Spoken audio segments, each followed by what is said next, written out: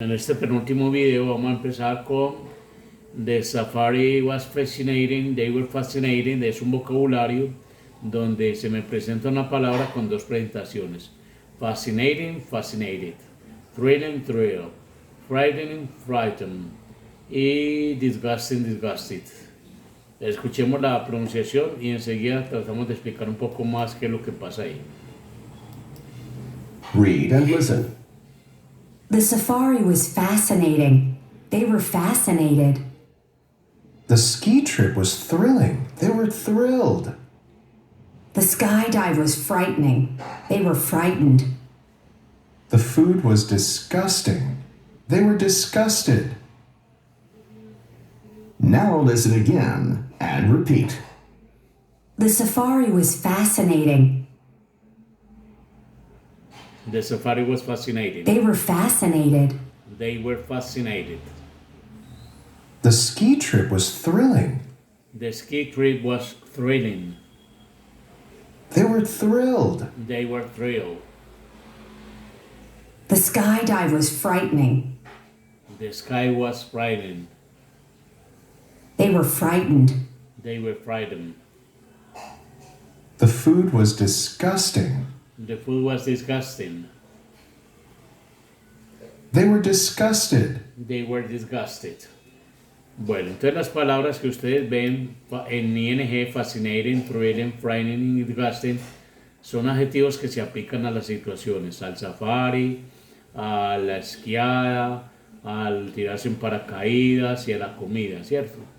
Y fascinated, thrilled, frightened, disgusted son adjetivos pero aplicados a las personas. Fascinado, emocionado, asustado, ¿sí? Asqueado, bueno. Ya esa es la cuestión que va aquí. Luego tenemos un ejercicio de listening, ¿sí? Que es importante que lo hagamos aquí. Entonces simplemente tenemos tres personas que son Andrew Barlow, Nancy Sullivan y Mieko Nakamura. Entonces simplemente es poner el número aquí de quién está hablando, refiriéndose a lo que está postulado en cada una de las letras. Listo. Escuchen con atención y traten de resolverlo. Listen to the three interviews. Interview 1. This is Nick Krakauer, and you're listening to World Reflections. We're talking today with Nancy Sullivan from Minneapolis in the United States. Hi, Nancy. Hi, Nick. So, Nancy, I understand you're a real traveler, that you've visited over 25 countries around the world. That's right. Tell us some of the places you've been to. Well, I've been to countries all over, North and South America, Europe, Asia. What have been the most fascinating places for you to visit? Well, I like visiting countries where the culture is really different from my own. That's what I find most interesting. Different body language, different foods, you know. You told me earlier you'd been to India. What was that like? Oh, India is fantastic. And what was so different about it? Well, for one thing, when people say yes, they shake their heads from side to side instead of up and down like I do. Interview 2. Nick Krakauer here, hosting World Reflections. Today's guest is Andrew Barlow from Perth, Australia. G'day, mate. G'day to you. So, Andrew, I understand you've been a teacher overseas. Is that correct? I have been, yes. And I understand you have an interesting story about something you ate once in one of those countries. That's right. Tell us about it. Well, this happened when I got my first teaching job in a very small village.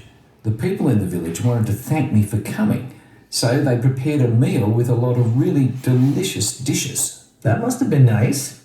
It was, but there was one thing that I thought was kind of, well, disgusting. They had these tiny little fish that were still alive. They were moving on the plate. Whoa! Yeah, you're supposed to put one in your mouth and swallow it whole. Oh, boy! Look, I was their guest. I didn't want to be impolite, so I tried one. But I could feel it moving as it went down into my stomach. I tried a few to be nice, but I just didn't know how to say thanks but no thanks without being rude. Interview 3. We're back on World Reflections. My next guest is Mieko Nakamura from Sendai, Japan. Welcome, Mieko. Hi, Nick. Mieko, I've been told that you've traveled a lot and you've done some unusual things. I have. That you especially like to do, well, things that would be kind of frightening for most people. I guess that's true, but not scary to me, just very exciting. So, tell us about what you've done. Well, for one thing, I've gone swimming with sharks. Twice! What? Swimming with sharks. For real? And you didn't find that scary? Well, I didn't do it alone. I was with a group. But swimming so close to the sharks was really thrilling. And what else? Last year, I climbed Mount Everest. The world's highest mountain? Yes, I'll bet it was really cold. it was. But I was really thrilled to be standing on the top of the world. Now listen again. Bueno, entonces ustedes pueden devolver el video y volver a escucharlo otra vez para tratar de dar resolución a esto.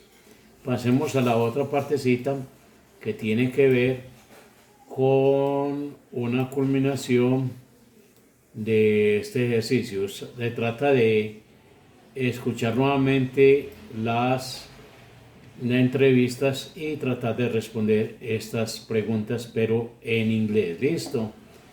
Ustedes escuchan la entrevista, miren lo que le están preguntando. Pueden devolver el video para escucharlo.